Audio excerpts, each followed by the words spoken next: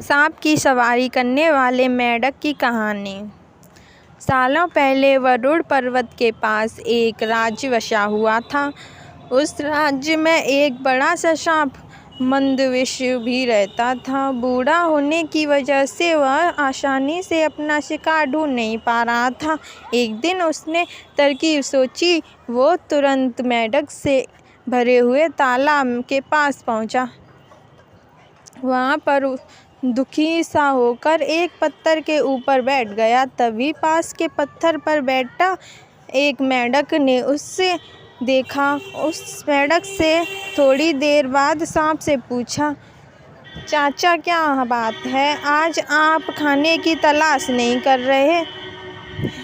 आपने अपने लिए भोजन नहीं जुटाएंगे? इतना सुनते ही सांप ने रोनी सी सूरत बनाकर मेंढक को कहानी सुनाई।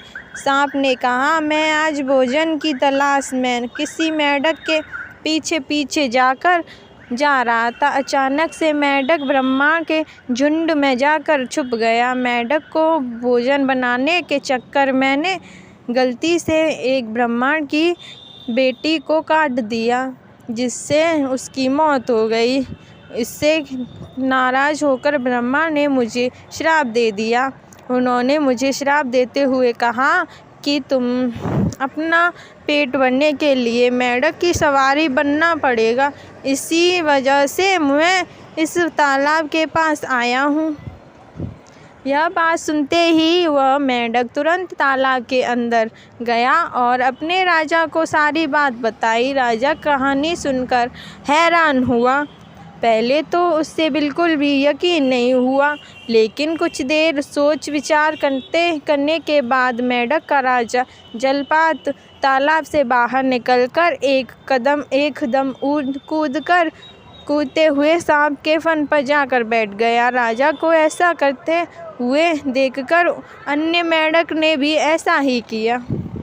सांप समझ गया था कि मेंढक अभी मेरी परीक्षा ले रहा है। सांप भी बिना विचलित हुए आराम से सबको अपने फन पर कूदने दे रहा था और उन्हें घुमा रहा था। इसके बाद मेंढक के राजा ने कहा, जितनी मज़ा मुझे आप सांप की सवारी करके आया, उतना मुझे आज तक किसी की सवारी करके नहीं आया। मेंढक का भरोसा जीतने के बाद अब धीरे धीरे सांप रोज़ मेंढक की सवारी बनने लगा।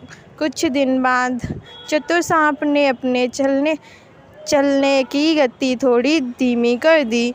यह देखकर मेंढक के राजा जलपात ने पूछा, हे सर्प, तुम्हारी चाल इतनी धीमी क्यों है? इसके जवाब में सांप ने कहा, एक तो मैं बूढ़ा हूँ और ब्रह्मा के श्राप की वजह से बहुत दिनों से भूखा भी हूँ। इसी वजह से मेरी गति कम हो गई है। इतना सुनते ही राजा ने कहा, तुम छोटे छोटे मेंढकों को खा लो। यह सुनकर मन ही मन सांप बहुत प्रसन्न हुआ। उसने कहा, राजा, मुझे ब्रह्मा का श्राप है, मैं मेंढक खा नहीं सकता, लेकिन अगर आप कहते हैं तो मैं यह खा लेता हूँ। ऐसा कहते हुए वह रोज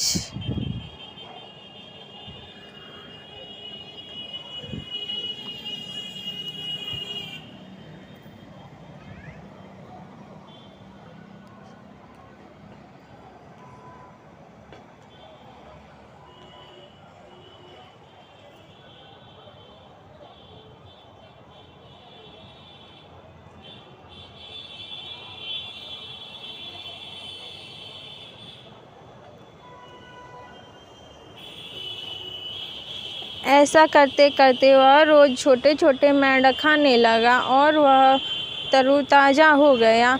अब सांप को रोज़ बिना किसी मेहनत के खाना मिल रहा था। सांप काफ़ी प्रसन्न था। मेंढक सांप की चाल अब तक नहीं समझ पाए।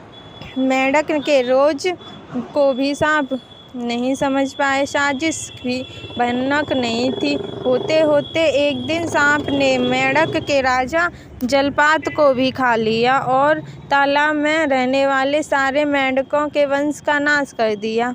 कहानी से सीख, किसी भी शत्रु की बात का जल्दी से भरोसा नहीं करना चाहिए, जिससे खुद की और अपने लोगों की कहानी होनी निश्चित है।